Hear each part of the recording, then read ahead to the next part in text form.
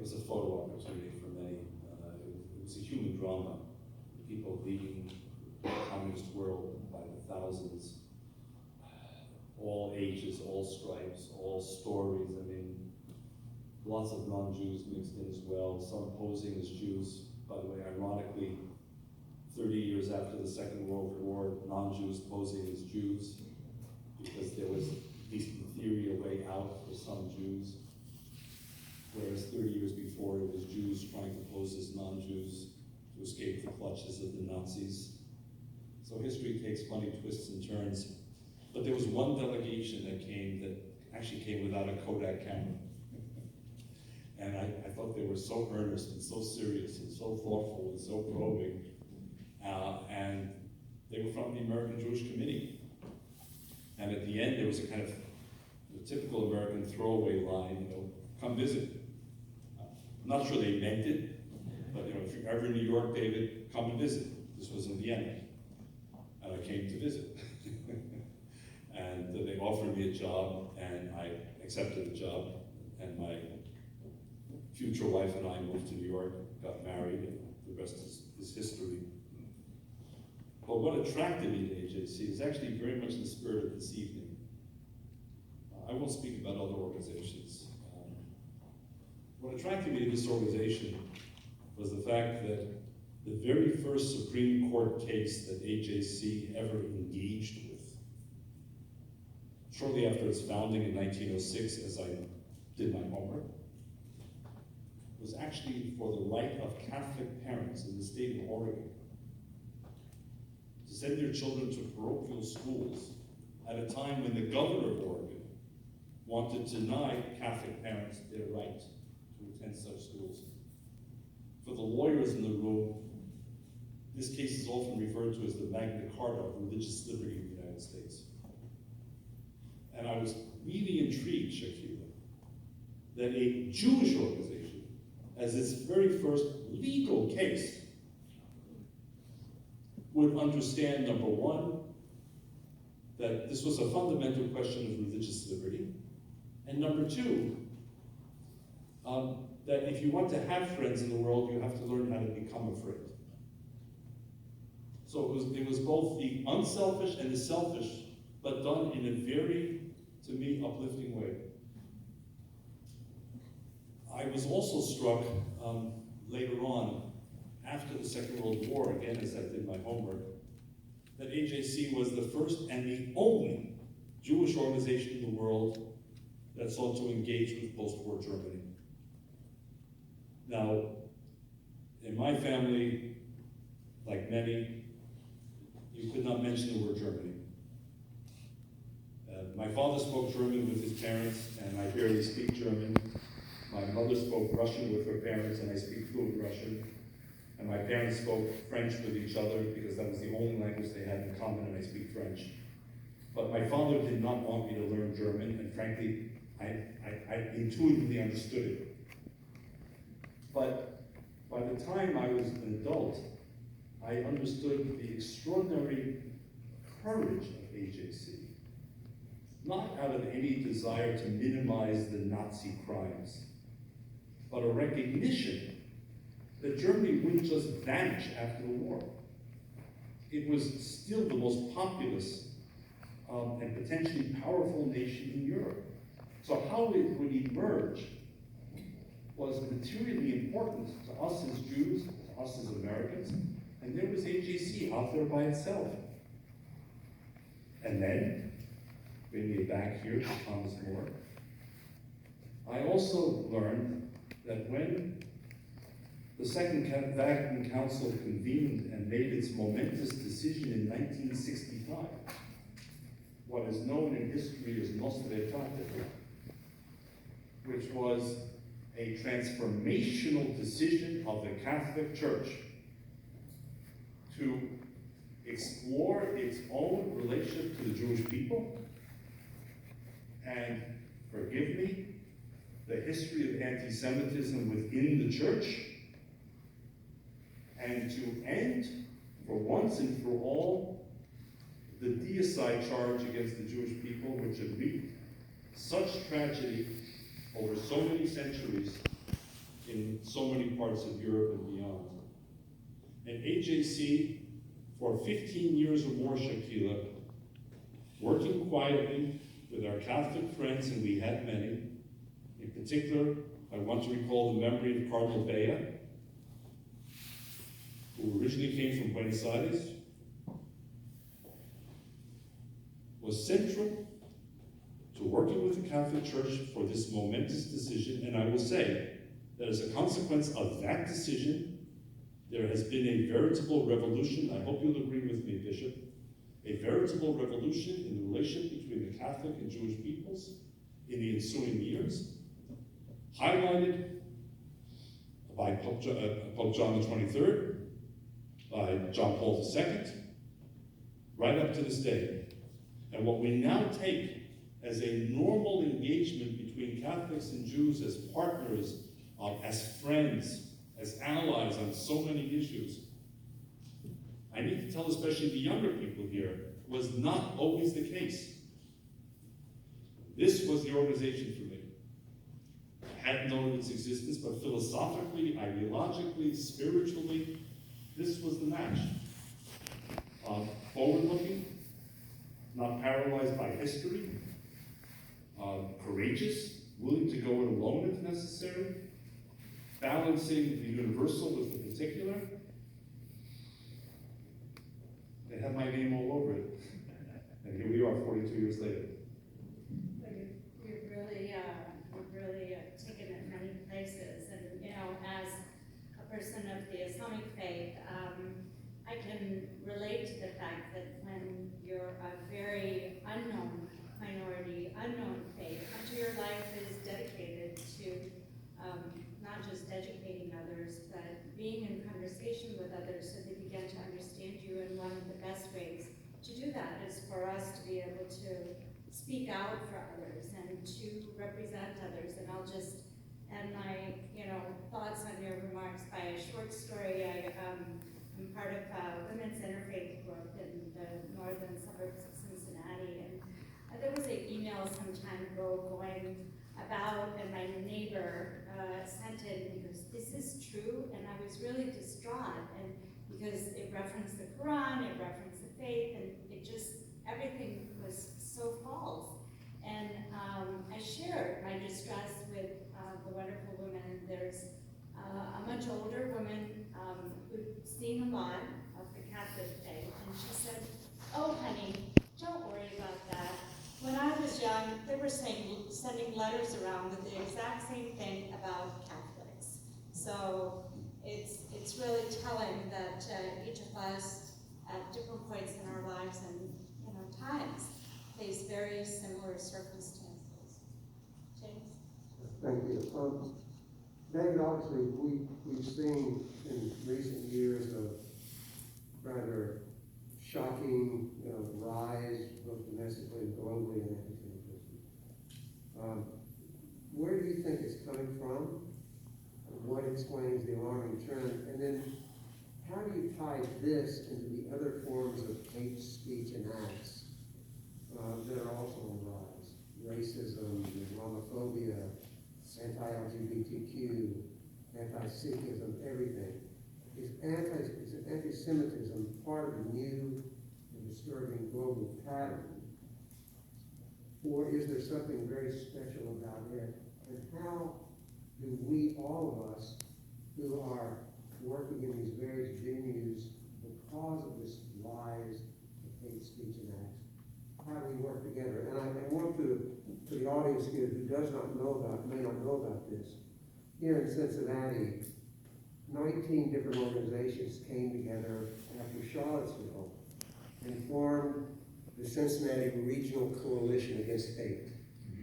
And that's a coalition whose mission says this: if there's an act of anti-Semitism, that is not just an act against the Jewish community, it's an act against the whole of this community. If there's an act against the Muslim community, that's an act against all of us. If there's a racist act, that affects all of us regardless of our color.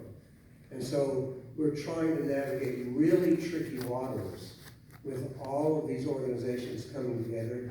It is now housed, interestingly, in the Holocaust and Humanity Center here in in Cincinnati just recently, and he's hired a new executive director. So what we're trying to do is to beat back the hate on every front. To say every time it comes up, it's all of our fights. It's the struggle we're with. So how do you see this derise? Because you also have this global perspective on it.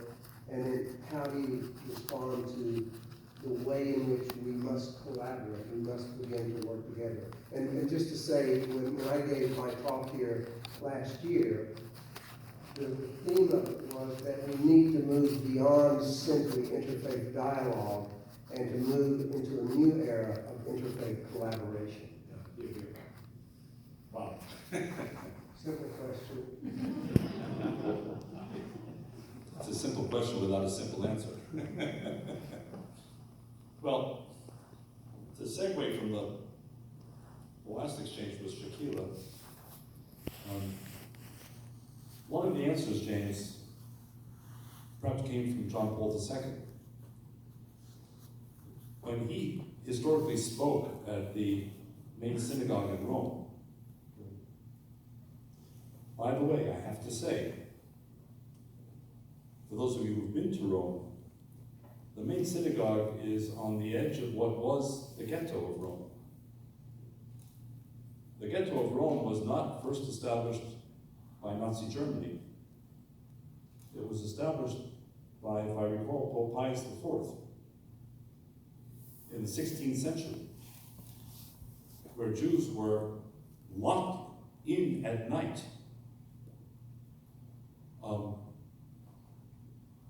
The gates were closed. Jews were not allowed to leave. And in the meantime, you'll still see, by the way, just to the south of the synagogue, Tempio Maggiore, as it's called, a small church. And the Jews of the ghetto were forced into that church, where the attempt was made to convert them. And if you read the placards, you'll see that in response, many of the Jews put wax in their ears in order to shut out the homilies. And the guardians of the church had long poles so they could reach into the pews beyond the aisle, because many of the Jews tried to stay as far from the aisles as they could, so they had long poles to wake up people and try and keep them engaged while also having checked their ears. I mean, here we check masks, there it was ears. That was the backdrop. When Pope John Paul II came to the synagogue, and he said, I'm paraphrasing, "You are our older brothers." I think I got that right. You are our older brothers. Elder brothers. I think that's part of the answer, James. It's, in that specific case, I'm sure it was because, if I may, there is no Christianity without Judaism. But it also underscored two things, for me at least. And I have a special connection to Italy. My wife and my children are all Italian citizens. Jews, Italian citizens. And I lived part of my life in Italy. But it signaled two things. Number one, it signaled our common humanity. One of the fundamental teachings in Judaism is the concept of B'Tselem Elohim, that every human being is created in the image of God. Not every Jewish human being. Every human being is created in the image of God, which, by the way, explains why in synagogues you will never see religious iconography. Because in the Jewish interpretation, if you seek to depict the image of the divine, you're automatically excluding a major segment of the population. race, by gender, by appearance, by what have you. But it was for us that affirmation of our common humanity and therefore our common destiny that gets to the heart of the answer to your question, James. And the second, which also I think gets to the heart of it, is that it was, for us, the abandonment of what had been called by many Catholic scholars either replacement theology or supersessionist theology, which essentially said that the New Testament replaced the Old Testament, in effect. It superseded it. It didn't make it vanish, but it took religious faith to the next level. So we, the Jews, became the anachronistic part of the story. And I mention it, James, not for historical reasons, because when religion becomes an instrument for fostering understanding of one another and respect for one another, rather than for the demonization or the desecration of one another and their beliefs, we're one big step forward in the effort to address the answer to your question. Religion, and forgive me, allow me to be provocative, religion, history has shown, can be an extraordinary force for good, uplifting the values of this university, President Chilla, as you described it in your remarks. But it's no secret that religion can also be a force for conflict, for competition, in the worst possible way, for demonization, for destruction, in the name of religion. So one big answer for me, James, to your question is, those of us who are inspired by our own faith, but also understand and respect that others are entitled not just to their faith, but to the defense of their faith, means that all of us in the faith communities are in this together. So, from our perspective, with a message from the pulpit, if this is a pulpit for this purpose, when the message is we affirm our own faith here in the Catholic Church or in a mosque or in a synagogue, but it's not a triumphalistic faith. It's not a supersessionist faith. It's our faith that gives us the boundaries of our life and the inspiration and the nourishment we need.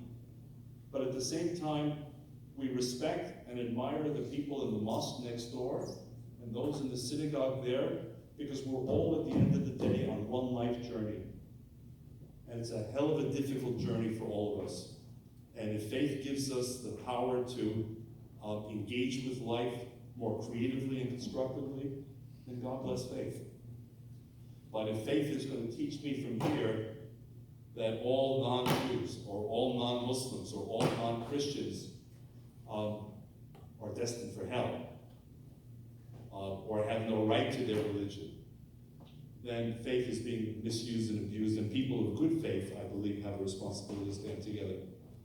So you also asked, maybe I should pause here, James, because you asked about anti-Semitism in particular, and I want to get to that, but I also don't want to go on too long. So shall I pause for a moment? No, it's fine. I did put up just a point on that. And I want to go back to the first answer that you gave to me about the path and activism. And you mentioned their technology, and you said you wondered what role social media could have played when you began. What role do you think social media now is playing on the negative side of this, in fomenting anti-Semitism, in fomenting hate, in bringing people together into new kind of very virulent coalitions that are extremely difficult to fight against because they exist in this ether where there is nobody, and everybody is simultaneously nowhere and everywhere when we're doing this. I mean, how has that changed the game? Totally.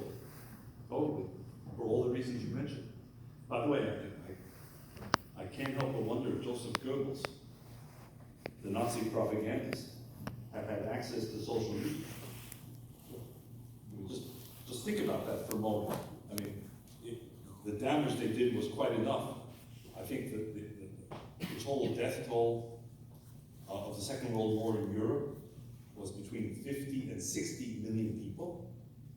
But just imagine with that kind of fiendish cleverness of a Goebbels and access to social media. So we have social media, which is an extraordinarily incredible tool. I get to see my grandchildren more than I otherwise would. I have all the world's knowledge and information at my fingertips. I don't have to make the case to this audience what all the benefits are of social media. They are many and they are extraordinary. But, you know, in life we live with contradictions. You know, there are simple contradictions like the fact that I love olive oil, but I couldn't eat an olive if you paid me. We have contradictions and we have bigger contradictions. Social media is a force for good, and social media is a dispenser of evil. And then we have dilemmas. I'm not a legal scholar, but we have dilemmas. Where do First Amendment rights end? Where does corporate social responsibility begin? How do we align these issues? I don't think they're simple. You know, I personally might wish to see all forms of things I don't like, you know, scrubbed from the digital space. But I also understand as an American that it's a very slippery slope. And where does it take you in the end? And how do you balance this?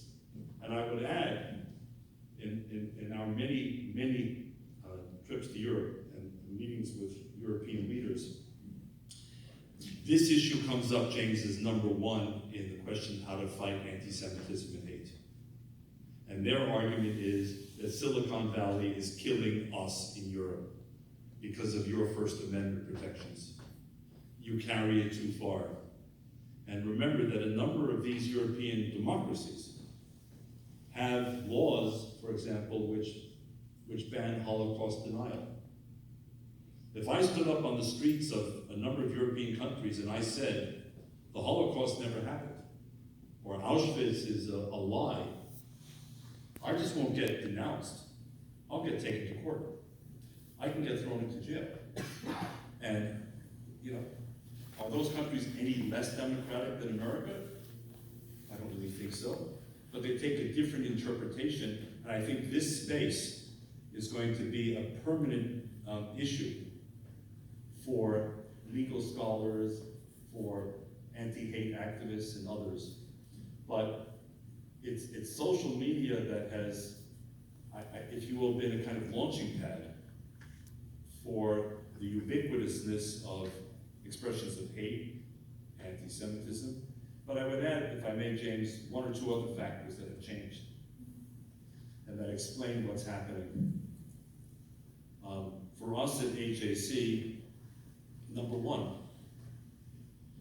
the memory of the Holocaust is rapidly vanishing.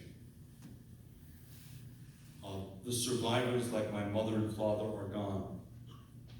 There are few that remain. I will carry their voice as long as I have breath within me, but I'm not them. And as much as I know about them, I cannot authentically convey the story the way an Elie Wiesel or a Primo Levi, or for that matter, my mother and father could.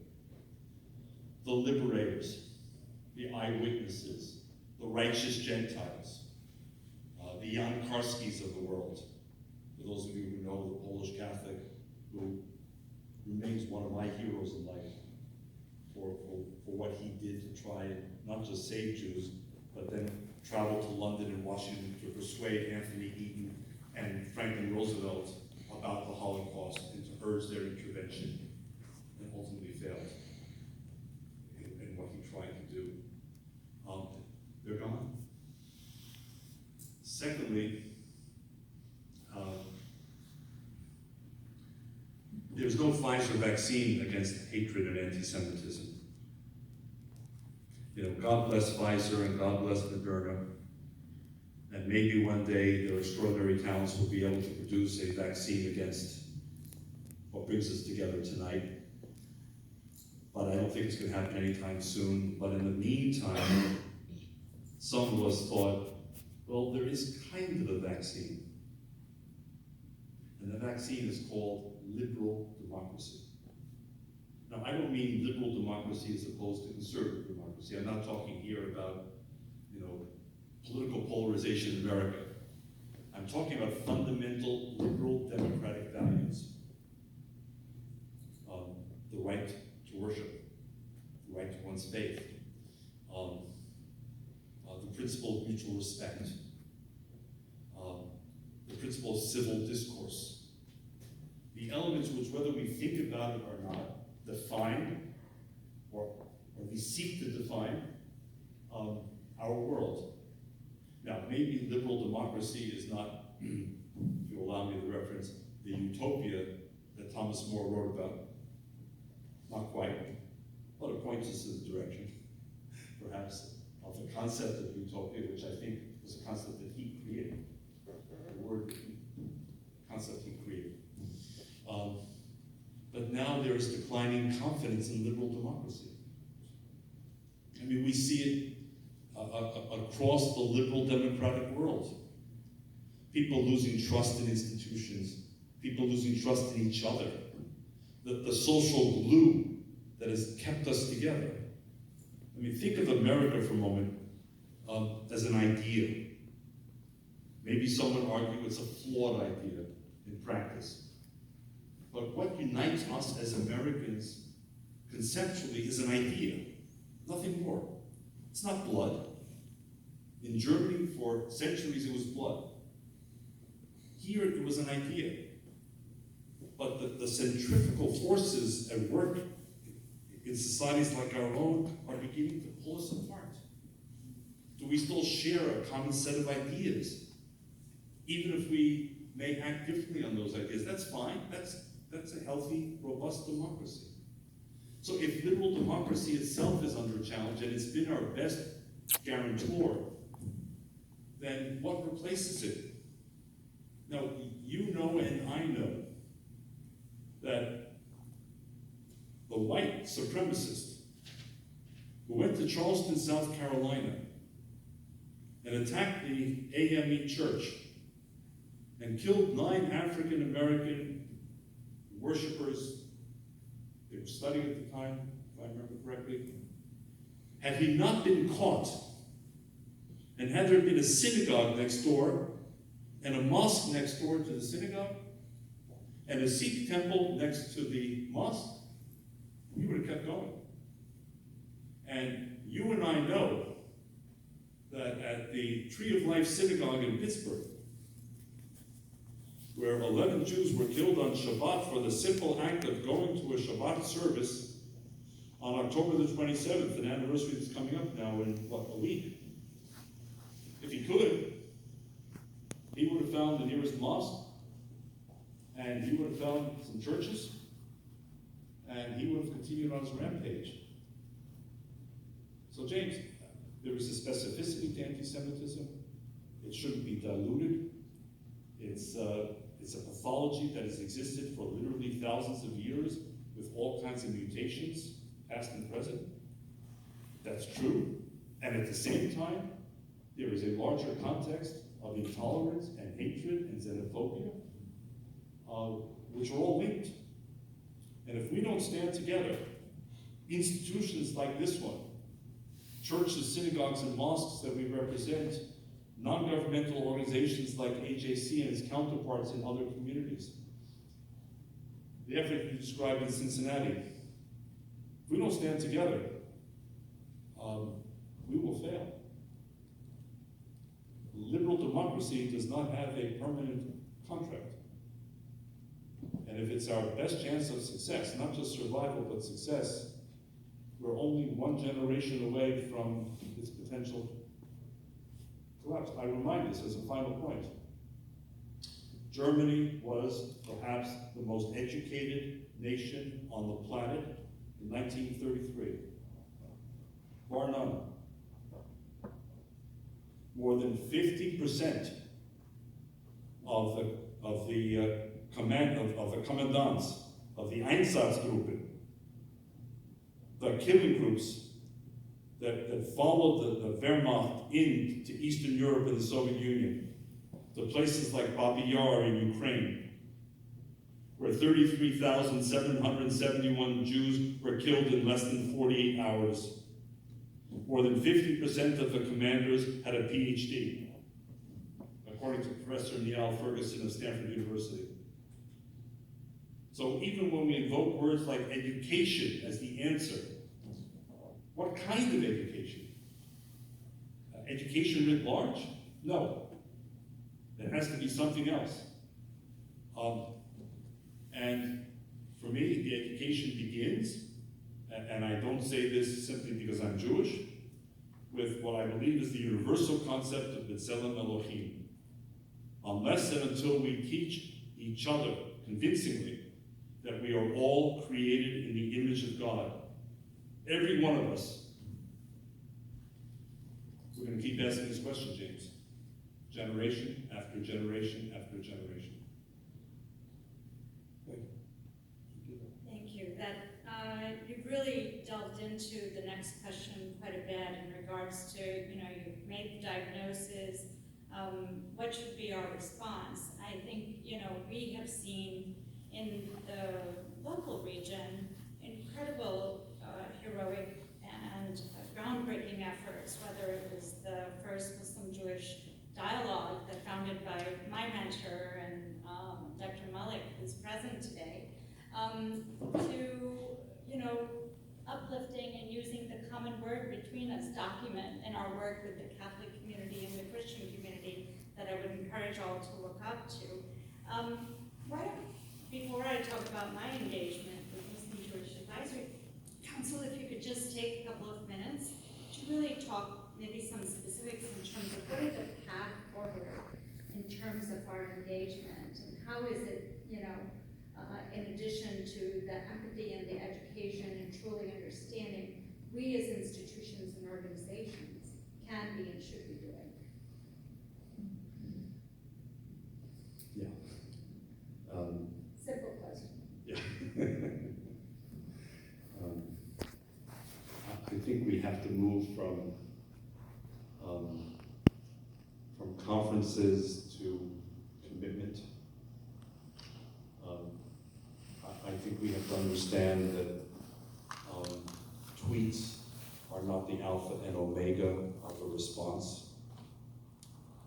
What I tried to suggest, Shakila, a moment ago was, this is a lifelong battle. This is not a battle that can end anytime soon. When I was younger and in the Soviet Union, I had the conceit of many young people that in my lifetime, we're going to be the ones to solve racism, and we're going to be the ones to solve anti-Semitism, and whatever other dreams we had. And then, on the one hand, lots of progress. I don't want to discourage anyone or sort of diminish the hope. But you kind of also come to understand that this is a relay race. This is not for sprinters alone, individual sprinters. This is a relay race. And the most that each of us can do, I believe, is sprint our fastest and our hardest and our smartest for as long as we can, holding the baton of liberal democratic values, things we're talking about, and having the confidence to know that at the end of my sprint there is someone equally committed and capable who will receive the baton.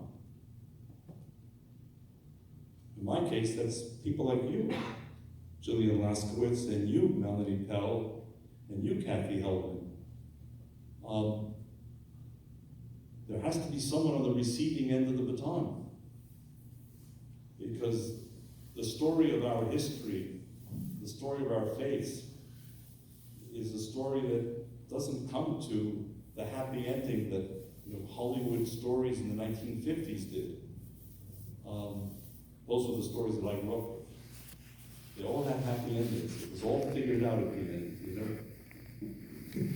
Fred McMurray and my three sons always got it right at the end of the day, and so did Ozzie and Harriet. You know, and so my early lessons were things can end quickly and well. My later lesson was a little messier, not quite so linear. So how do we deal, Shakila, with a problem that is essentially permanent in a very impermanent world where attention spans are short to non-existent in many cases, where people are looking for quick answers, off-the-shelf solutions? You know, it's almost like these sort of advertisements, learn Chinese in a week, you know, or lose 100 pounds in 10 days, or become a millionaire overnight. Our society wants us to believe there are these instant gratification pathways. Well, we're dealing with human nature in a story that goes back to biblical times and even before. So I know it's not the specific plan. You know, at AJC we have lots of plans, but the bigger issue is sustained commitment. This is a lifelong project. I'll give you one example that gives me enormous hope, Shakila, because it also is in the space between us. Just under 2 years ago, well, actually, a little longer than that, AJC and the Muslim World League, which is based in Mecca, Saudi Arabia, signed an MOU. That in itself was groundbreaking. With respect, it's one thing to have relations with our neighbors in Cincinnati or New York, but Mecca, Saudi Arabia was always off limits to us. And the first element of the MOU was that in January of 2020, we and they would travel together to Auschwitz for the 75th anniversary of the liberation of the Nazi German death camp. And we gathered, Jillian, you were there, 62 Muslim leaders from Saudi Arabia and other countries, including, I have to say, a number of countries like Saudi Arabia that have no official relations with Israel. Traveled to Auschwitz with us, we hosted, and we led for 5 or 6 hours. Why was this so important? It was particularly important for those of you who closely follow events in parts of the Arab world, because in parts of the Arab world, the Holocaust itself is diminished, if not denied. It's sometimes seen as some illegitimate